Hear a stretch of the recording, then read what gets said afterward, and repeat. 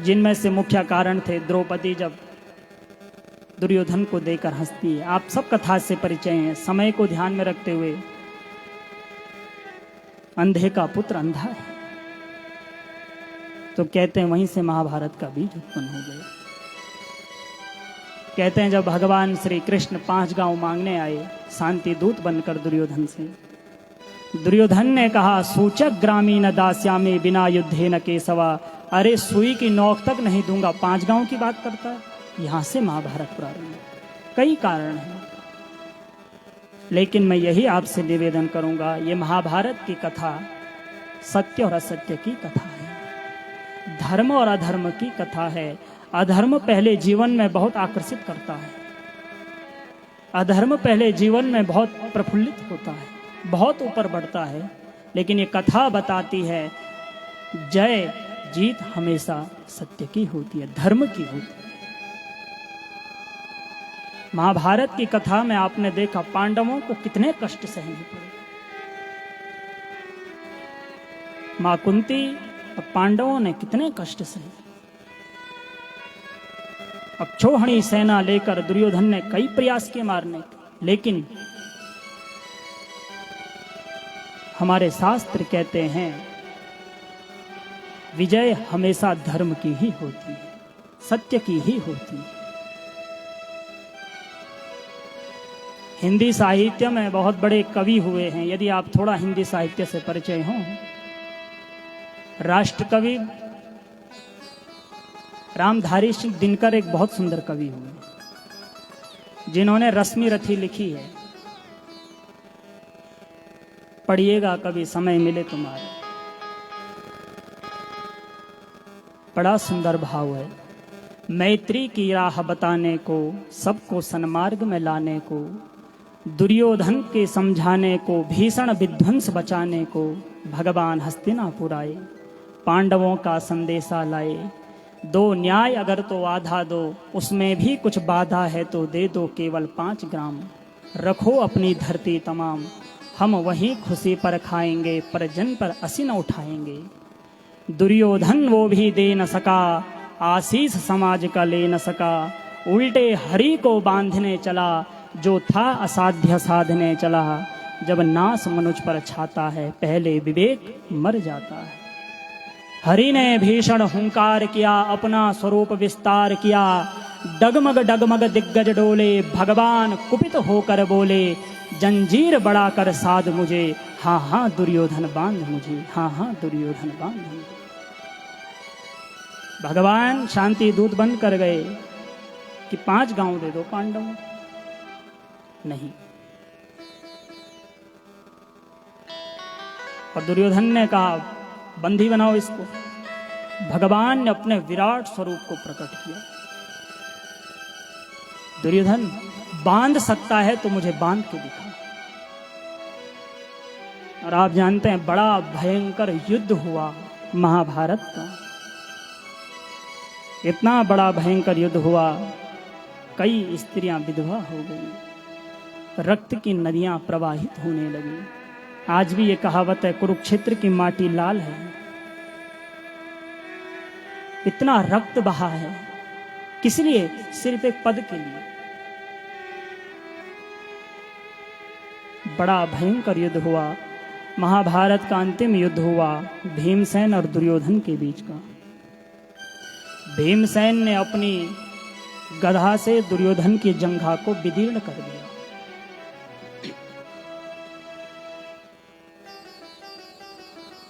कौरव पराजय हो गए, पांडव विजय हो गए। जब पांडव विजय हुए तो अपनी कुटिया में शिविर में कन्हैया के साथ आए। थोड़ा दृश्य देखिए, इतनी बड़ी रणभूमि में कौरवों के 100 भाई पड़े हुए हैं, सब मृत हो गए। दुर्योधन बचा है, सिर्फ पराजय हो चुका है, अपने दुख के फलों को भोग रहा है, दुख के पाप के फलों को भोग रहा है। इतने में युद्ध भूमि में अश्वत्थामा द्रोणाचार्य पुत्र आते हैं, सांत्वना देते हैं दुर्योधन, जो होना सो हो गया, घबराओ मत।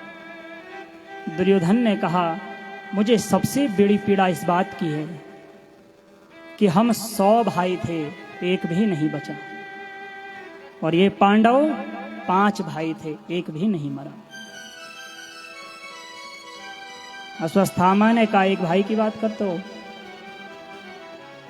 मुझे यदि सेनापति बनाया होता, मैं 5 भाइयों का सिर काट कर ले आऊंगा। और इतना सुनते ही उस रणभूमि में दुर्योधन ने तलवार से अपने अंगुष्ठ को काटा और रक्त का तिलक अश्वत्थामा के माथे पर कर दिया। कल्पना करिए, रक्त का तिलक लगाया है। अश्वत्थामा ब्राह्मण है।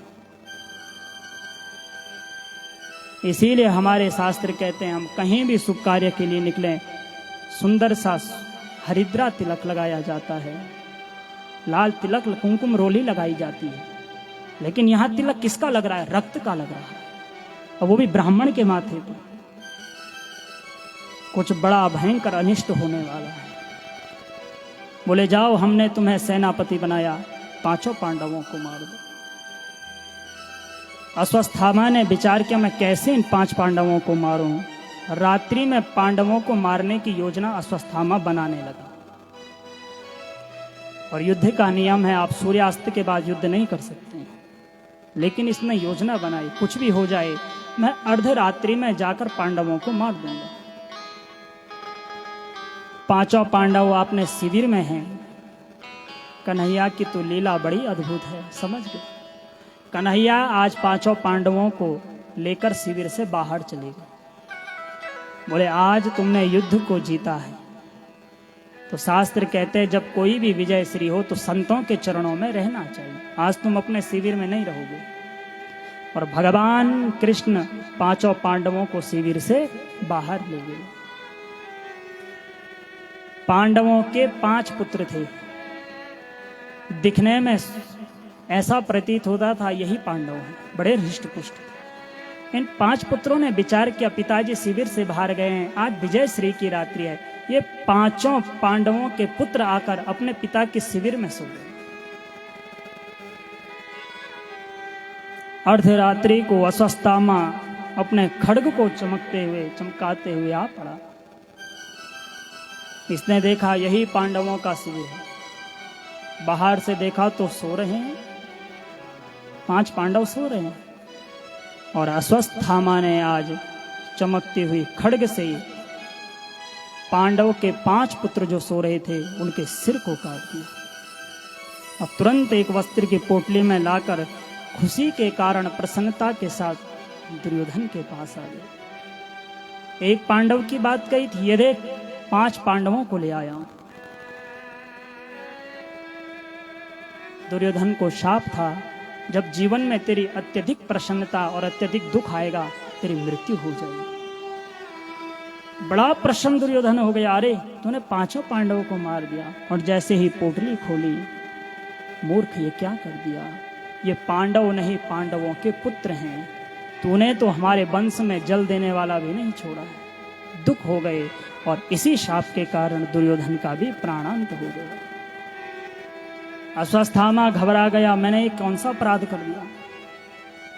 इधर आज प्रातः काल मां द्रौपदी ब्रह्म मुहूर्त में जागी। हर मां की यही इच्छा होती है, प्रातः काल जाकर अपने बेटे का मुख देखे। और जैसे ही उठी है मां, जाकर अपने बेटों का मुख देखूं, सो रहे हैं पिता की सैया पर। और जैसे ही कुटिया के भीतर गई, पूरा कक्ष रक्त से रंजित भरा पड़ा।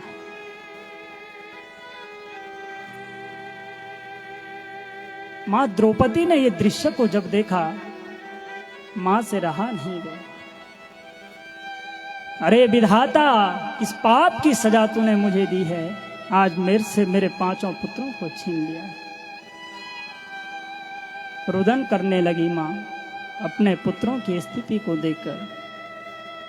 माता शिशूनां निधनं सुतानां निशम्य घोरं परितव्यमाना तदा रुदद्वास्मै कलाकुलाक्षी तां सान्त्वयन्नाह किरीटमाली। हे विधाता, कौन सा पाप का फल उदय हुआ, तूने मेरे बालकों को मुझसे छीन लिया। द्रौपदी के नेत्रों से अश्रु बहने लगे। इतने में अर्जुन को पता चल गया कि सोते हुए बालकों को अश्वत्थामा ने मारा। अर्जुन तुरंत दौड़ कर गए, अश्वत्थामा को पकड़ लिया और जब जाते हुए अर्जुन ने द्रौपदी के सन्मुख प्रतिज्ञा की थी, देवी चिंता मत करे, ये नीच ये दुष्ट कर्म जिस किसी ने भी किया होगा, मैं अर्जुन शपथ लेता हूं, मैं उसको मृत्यु का दंड दूंगा। मेरा नाम भी अर्जुन नहीं, ये मेरी क्षत्रिय प्रतिज्ञा है। और तुरंत अश्वत्थामा को बंदी बनाकर द्रौपदी के सम्मुख ले। और जैसे ही द्रौपदी ने देखा कि ये कर्म अश्वत्थामा ने किया, तुरंत द्रौपदी ने अपने हाथों से अश्वत्थामा के बंधनों को खोल दिया है। देवी ये क्या कर रहे हो? इसी ने तो सोए हुए बालकों को मारा है।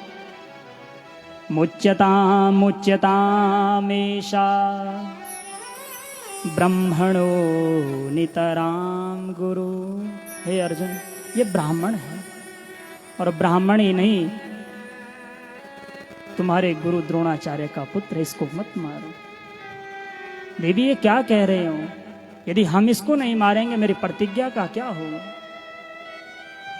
द्रौपदी कहने लगी, मारो दस्य जननी गौतमी पतिदेवता यथाहं मृतवत्सार्ता रोदिन्याश्रुमुखी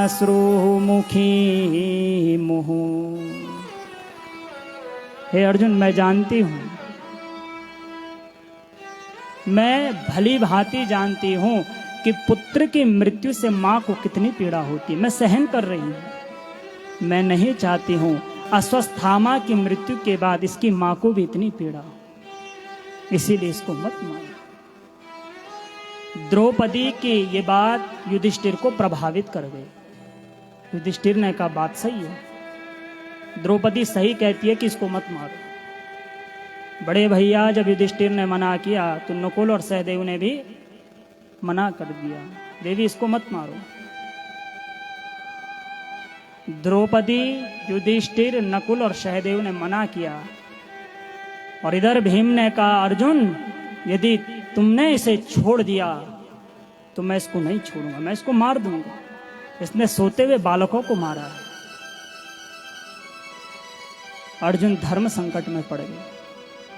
यदि आज अर्जुन अश्वत्थामा को मारते हैं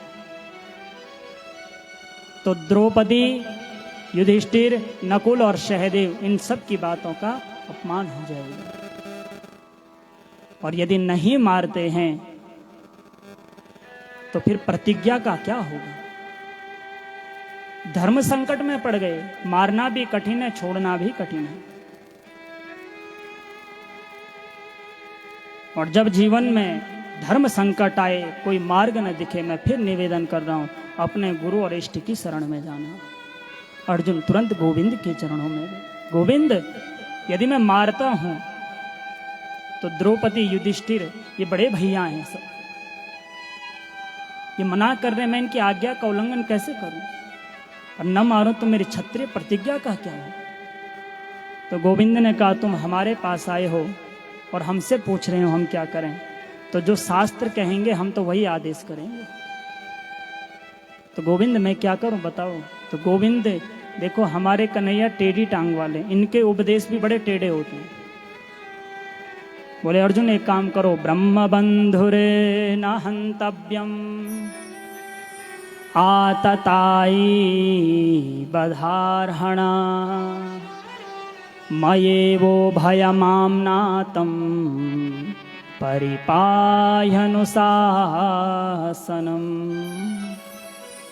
ब्रह्म बंधुरे न हंतव्यम। अर्जुन, ये ब्राह्मण का पुत्र है, इसको मत मारो। अर्जुन प्रसन्न हो गए।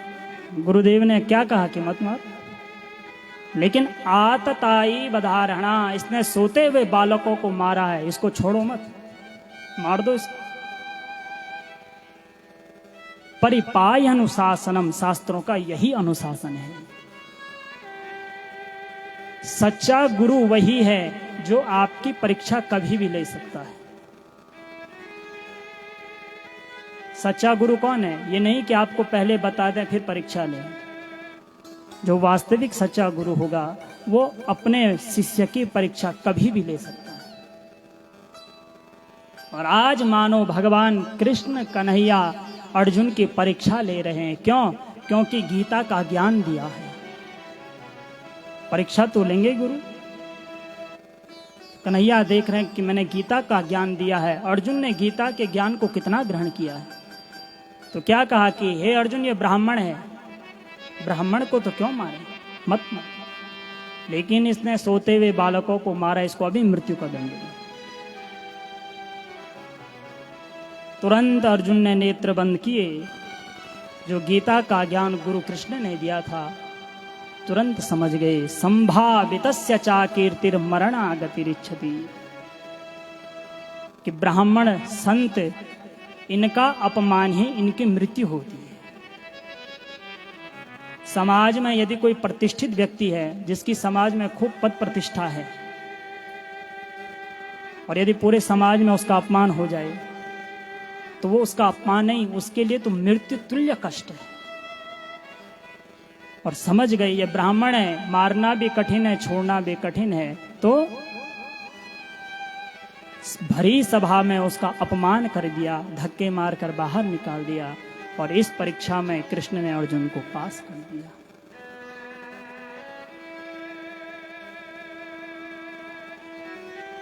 जैसे ही सभा से बाहर धक्के मारा, अश्वत्थामा को और क्रोध आ गया। जबकि क्या होना चाहिए था? अश्वत्थामा को तो कन्हैया के चरणों में प्रणाम करना चाहिए था। कहाँ मुझे मृत्यु का दंड मिल रहा था, आपने इतने में ही काम चला दिया। लेकिन जैसे ही बाहर आया, अश्वत्थामा ने विचार किया, मेरा अपमान किया है, मैं प्रतिज्ञा करता हूं पांडवों के वंश में मैं एक को भी नहीं छोड़ूंगा, सबको मार दूंगा। फिर अश्वत्थामा हंसने लगा, रे 5 पांडव हैं, एक समय बाद ये 5 पांडव भी चल जाएंगे। इनके 5 पुत्र थे, उनको तो मैंने मार दिया, बचा ही कौन अब पांडव वंश में? कोई नहीं बचा। जोर जोर से अट्टहास हंसने लगा। और अचानक अश्वत्थामा को याद आ गई कि जब महाभारत का युद्ध हो रहा था, उस समय अभिमन्यु की धर्मपत्नी, क्या नाम है? अभिमन्यु की धर्मपत्नी का क्या नाम है? उत्तरा। अश्वत्थामा को यह ज्ञान हो गया कि अभिमन्यु की धर्मपत्नी उत्तरा गर्भवती थी, कहीं उसके गर्भ से शिशु जन्म न ले और वो पांडव वंश को आगे न बढ़ाए, इसीलिए उसके गर्भ को भी नष्ट करना होगा। और तुरंत अश्वत्थामा ने ब्रह्मास्त्र का प्रयोग कर दिया, सीधा उत्तरा के गर्भ की ओर। और इधर भगवान पांडवों से मिले, पांडवों से कहा, अब तुम विजय हो चुके हो, अपने राज्य को संभालो, मुझे द्वारिका जाना है। बहुत समय से मैं आप लोगों के बीच में हूँ। और जैसे ही भगवान पांडवों से विदा लेने के बाद अपने रथ में बैठने ही वाले थे, इधर उत्तरा ने देखा कि ये ब्रह्मास्त्र मेरी ओर आ रहा है। घबरा गई उत्तरा, और तुरंत उत्तरा सब कुछ छोड़कर दौड़ पड़ी कन्हैया के चरणों में। पाहि पाहि महायोगिन देव देव जगत्पते, नान्यं त्वद्भयं पश्ये यत्र मृत्यु परस्परम। हे गोविंद, मेरी रक्षा करो, मेरी रक्षा करो गोविंद। कन्हैया ने कहा, क्या हो गया? बोले, ब्रह्मास्त्र मेरी ओर आ रहा है, ये ब्रह्मास्त्र मुझे नष्ट करे, मुझे इस बात की चिंता नहीं है। ये ब्रह्मास्त्र मेरे गर्भ को नष्ट कर देगा। और मुझे सबसे बड़ी चिंता इस बात की है कि आने वाले समय में यदि मेरा ये गर्भ नष्ट हो गया, पूरा समाज क्या कहेगा? जिस पांडवों के रक्षक कृष्ण भगवान थे, उनके वंश में कोई भी नहीं बचा। ये समाज आप पर कलंक न लगाए गोविंद, मेरे इस गर्भ की रक्षा करो।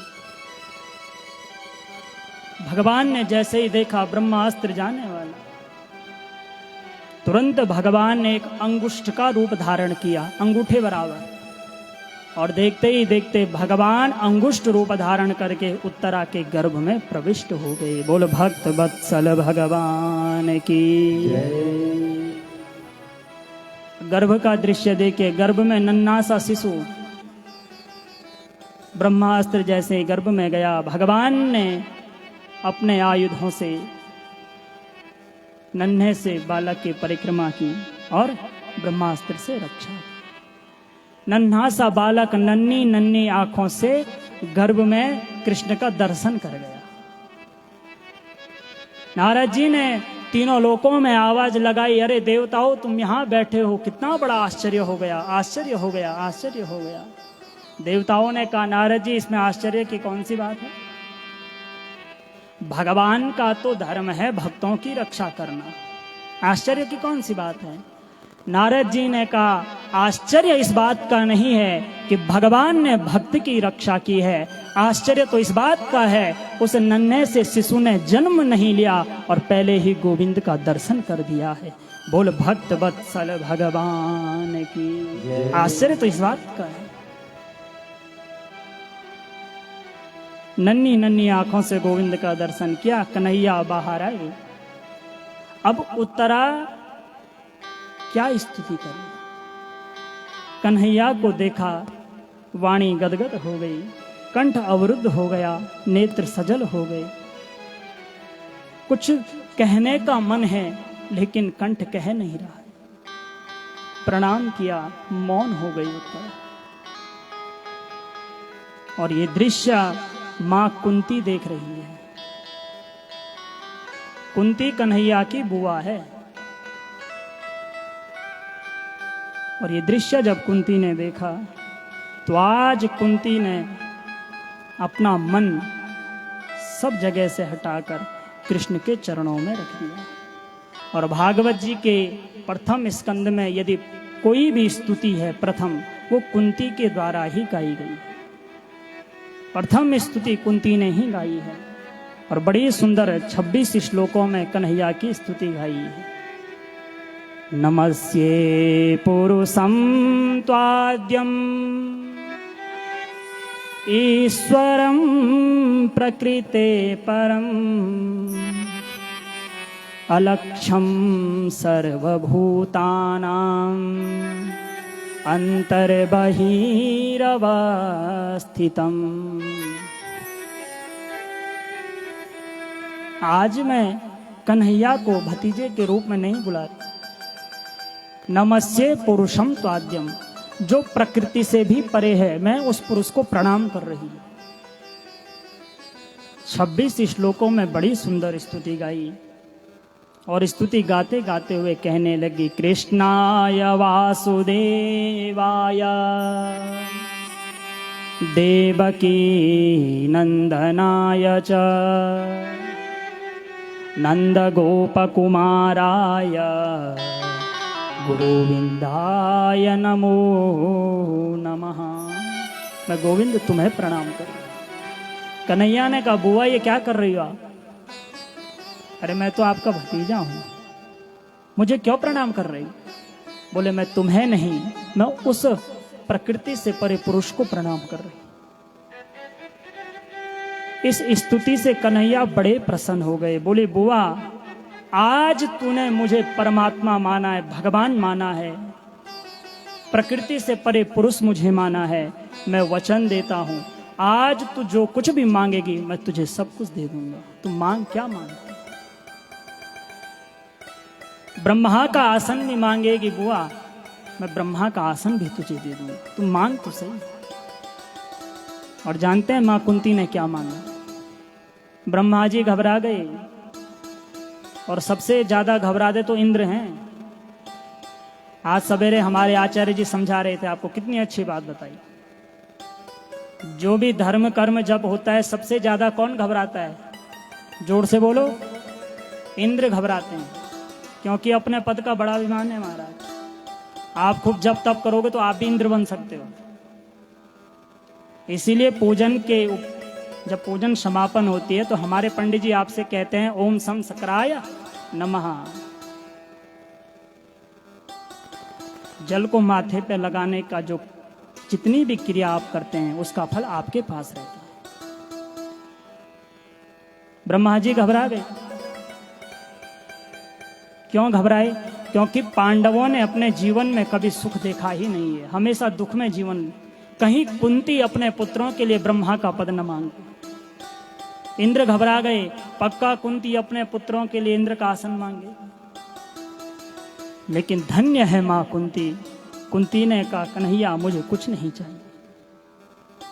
बार बार कहने पर अंतिम में कुंती ने यही मांगा, प्रभु यदि देना ही चाहते हो तो मुझे सिर्फ एक वर दीजिए। बोले बुआ आज तो सब वर आपके लिए, आप मांगिए। बोले मेरे जीवन में विपत्ति के पहाड़ गिरते रहें, मुझे यह आशीर्वाद और ये वरदान दे दीजिए। बुआ तुम विपत्ति मांग रहे हो, दुनिया तो संपत्ति मांग रही है, तुम विपत्ति। बोले कन्हैया मैंने अपने जीवन में अनुभव किया है, जब जब मेरे ऊपर विपत्तियों के पहाड़ गिरे हैं तुम हमेशा मेरे सामने खड़े थे, मेरे पुत्रों के साथ आप थे।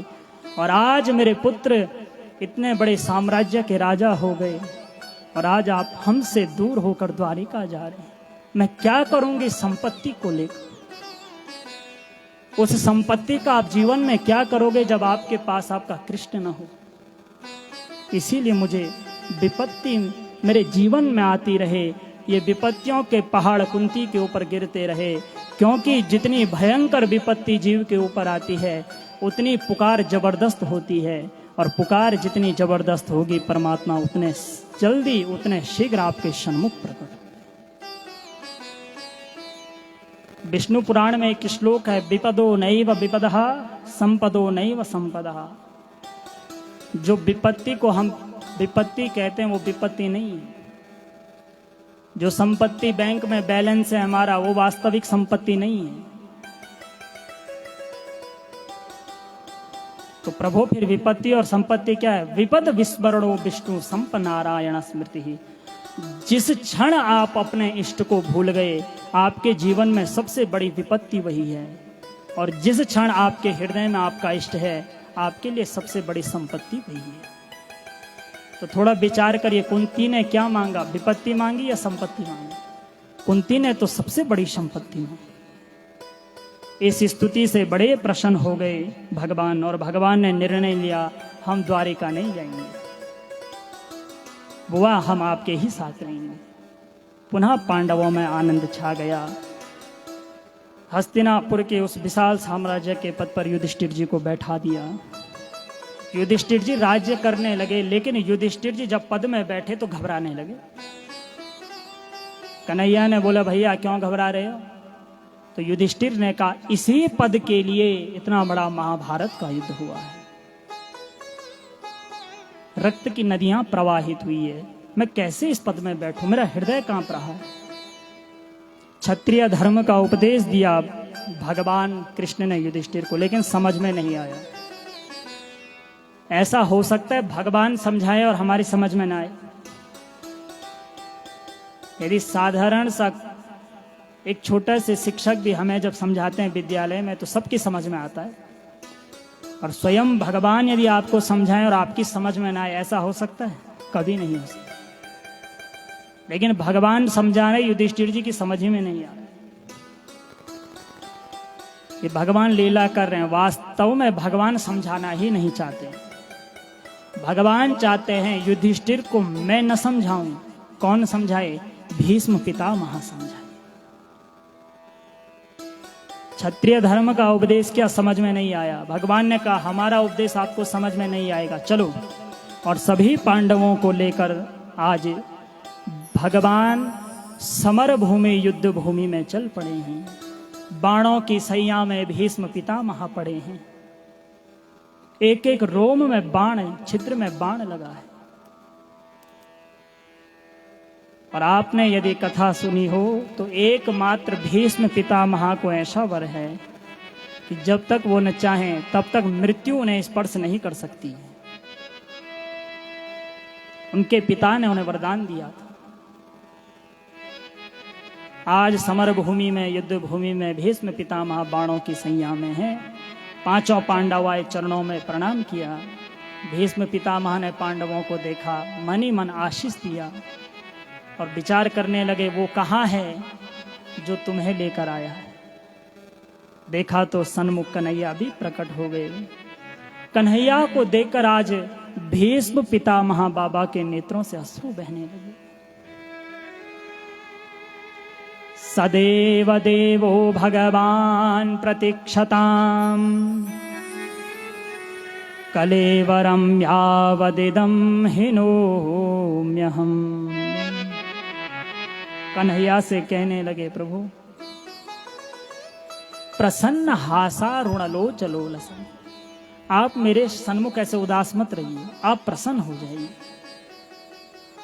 कन्हैया जैसे ही प्रसन्न हुए, भीष्म पितामह की सारी पीड़ा दूर हो गई। सारी पीड़ा। आपके सन्मुख यदि गोविंद मुस्कुरा जाए महाराज, तो किस चीज की पीड़ा रहेगी फिर? कल्पना करिए, स्वयं गोविंद हमारे सन्मुख आकर मुस्कुरा दे और जैसा हम कहें वैसा वैसा करे, इससे बड़ा सौभाग्य क्या हो। भीष्म पितामह जो कह रहे हैं कन्हैया वही कर रहे हैं। क्यों? क्योंकि कन्हैया जानते हैं भीष्म पितामह के पास बहुत बड़ा वर है। जब तक ये न चाहें तब तक